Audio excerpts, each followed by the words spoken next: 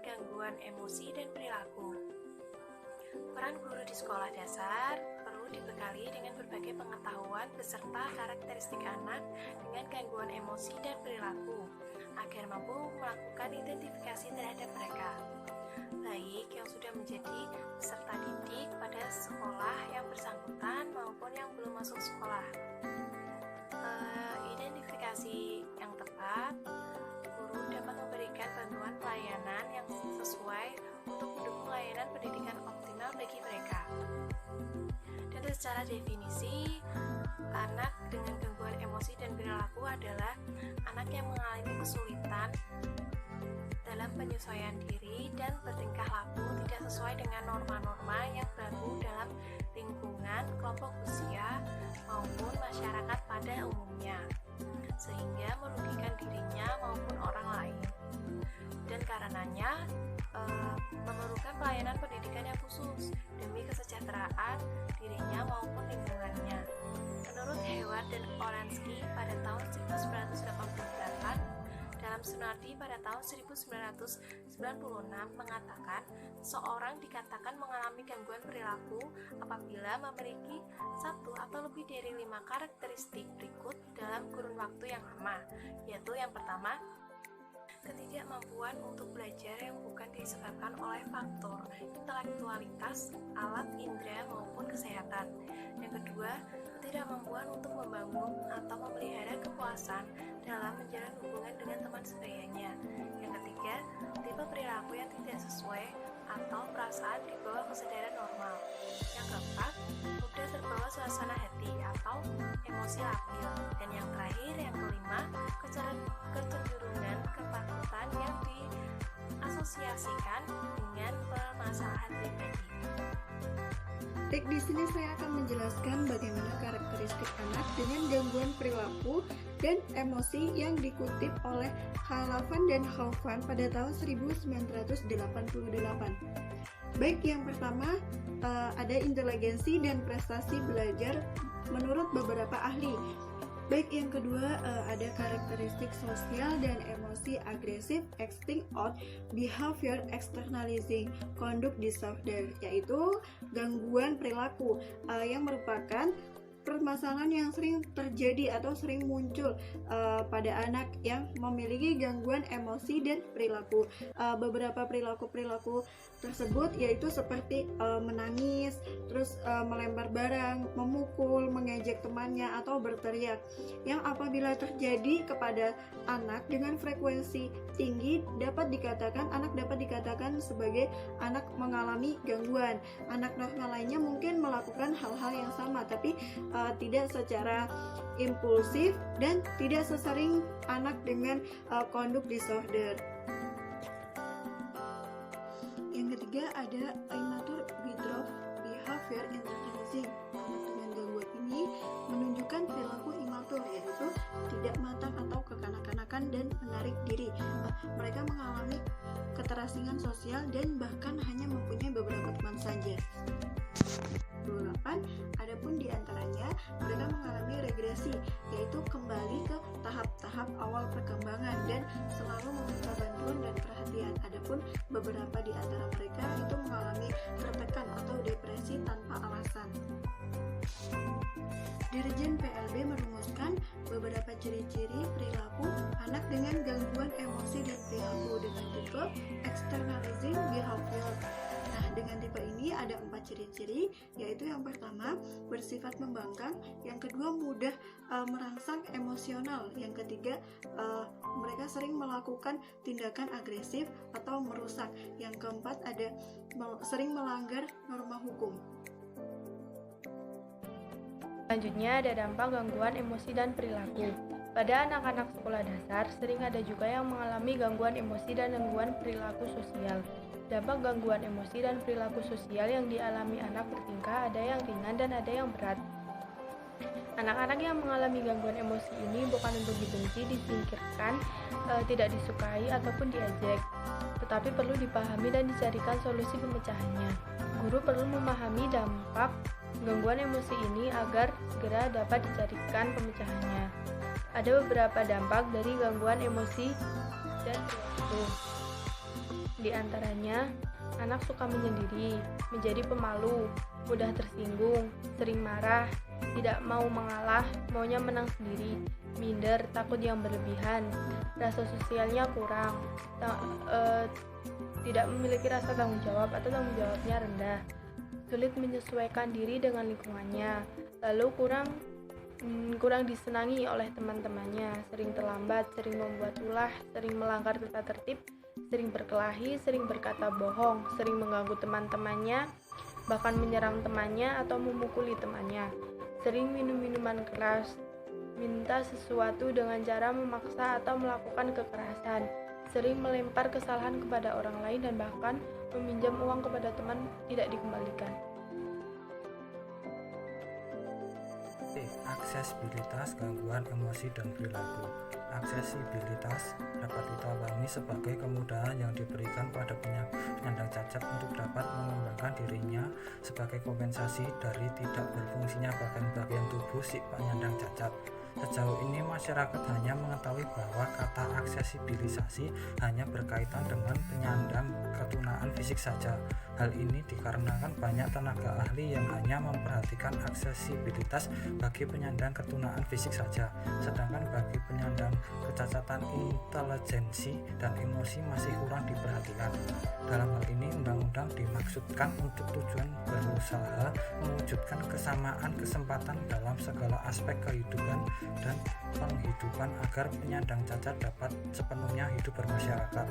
Tujuan tersebut diwujudkan dengan janji undang-undang tersebut memberikan kemudahan aksesibilitas yang menjamin tujuan tersebut, diantaranya dengan adanya fasilitas ramah difabel berupa alat transportasi, sarana pendidikan, lapangan kerja, dan lain-lain. Setidaknya terdapat 4 asas yang dapat menjamin kemudahan atau aksesibilitas difabel tersebut yang mutlak mestinya harus dipahami oleh pemerintah, yakni pertama, asas kemudahan, artinya setiap orang dapat mencapai semua tempat atau bangunan yang bersifat umum dalam suatu lingkungan.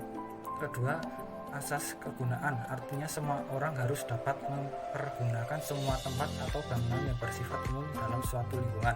3. Asas keselamatan, artinya setiap bangunan dalam suatu lingkungan terbangun harus memperhatikan keselamatan bagi semua orang termasuk difabel. 4. Asas kemandirian, artinya setiap orang harus bisa mencapai, masuk, dan mempergunakan semua tempat atau bangunan dalam suatu lingkungan dengan tanpa membutuhkan bantuan orang lain.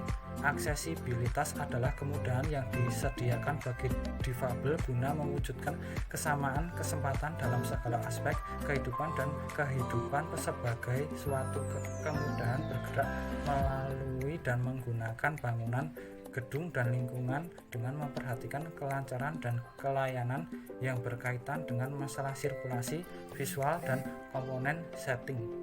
Dari penjabaran tadi dapat diambil kesimpulan bahwa aksesibilitas bukan hanya dimiliki oleh penyandang ketunaan fisik saja, melainkan bagi semua orang dengan ketunaan apapun dan dalam aspek apapun tanpa terkecuali, termasuk dalam aspek pendidikan. Bagi ABK yang berada dalam lingkungan layanan pendidikan inklusi, wujud dari aksesibilitas bagi mereka adalah segala sesuatu yang memudahkan mereka guna mendapatkan hak dan pelayanan yang benar-benar mereka butuhkan dari lingkungan sekolah untuk dapat membantu mengembangkan potensi maksimal yang dimiliki. Dalam hal ini, pendidikan dapat berupa wujud sebuah layanan pendidikan yang lebih memudahkan mereka dalam mencapai potensi maksimal yang dimiliki. Wujud aksesibilitas dalam lingkungan sekolah inklusifnya mencakup semua jenis ketunaan dari anak berkebutuhan khusus sehingga dapat menampung anak berkebutuhan khusus tidak hanya dari satu jenis ketunaan saja. Penyelenggaraan pendidikan bagi anak berkebutuhan khusus yang berbeda dengan layanan pendidikan bagi anak normal pada umumnya, menyebabkan anak berkebutuhan khusus memerlukan suatu bentuk layanan khusus yang dapat memudahkan anak dalam kegiatan pembelajarannya, mulai dari aspek keselamatan, kemandirian, hingga proses pembelajaran harus aksesibel. Aksesibilitas dalam pendidikan bagi anak berkebutuhan khusus memegang peranan yang penting dalam tingkat keberhasilan belajar anak berkebutuhan khusus. Semakin baik tingkat aksesibilitas yang mampu disediakan penyelenggara pendidikan, dapat diartikan semakin baik pula hasil belajar yang diperoleh oleh ABK dalam pendidikannya. Begitu juga tingkat aksesibilitas bagi anak berkebutuhan khusus kurang baik. Bukan tidak mungkin hasil belajar yang dicapai anak berkebutuhan khusus juga tidak maksimal. Dengan demikian dapat diartikan aksesibilitas dalam layanan pendidikan bagi anak berkebutuhan khusus sangat menentukan tercapai pembelajaran itu sendiri. Kebutuhan perilaku sendiri dalam lingkup pendidikan untuk kebutuhan anak dengan gangguan emosi dan perilaku sangatlah penting, karena dengan pemerhatian yang terfokus pada anak dengan gangguan emosi dan perilaku diharapkan dapat berjalannya proses pendidikan. Karena anak dengan emosi dan perilaku itu sangatlah perlu dengan pemerhatian khusus.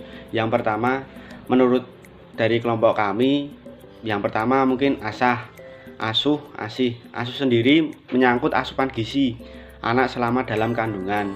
Kemudian asih, kebutuhan emosional. Yang ketiga, asah, kebutuhan akan stimulasi mental dini. Selain beberapa aspek di atas, perlu juga adanya proses identifikasi. Dengan proses identifikasi inilah proses belajar mengajar dapat terpenuhi dengan baik. Dengan anak dengan gangguan emosi dan perilaku, ini merupakan problem anak sendiri, mungkin bisa dari lingkungan, mungkin bisa dari gangguan yang lain, bisa dari teman, kemudian keluarga, dan lain-lain.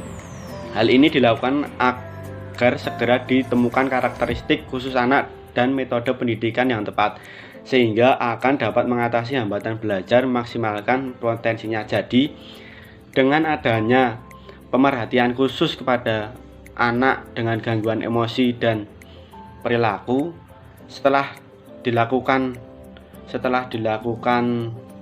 pemeriksaan sendiri, entar kan bisa ada yang namanya proses pemisahan tersendiri agar terciptanya pola belajar yang baik. Dengan anak dengan gangguan emosi dan perilaku sendiri, entar ada pemerhatian khusus. Identifikasi sendiri sangat penting dilakukan oleh guru di sekolah dasar untuk menemukan keberadaan anak dengan gangguan emosi dan perilaku. Karena anak dengan gangguan emosi dan perilaku itu sangat perlunya pemerhatian khusus.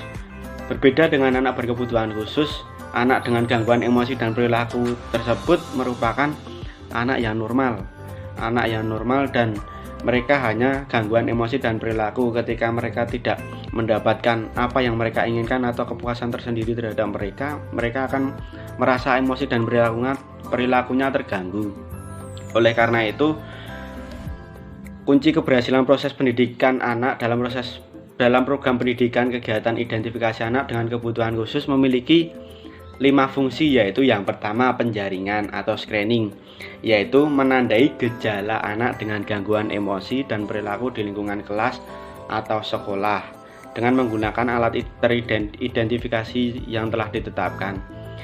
Kemudian yang kedua pengalih tangan atau referral, yaitu menetapkan apakah anak cukup ditangani oleh guru di sekolah saja atau perlu melibatkan orang luar atau ahli, termasuk mungkin psikolog, mungkin bisa dengan beberapa orang tua.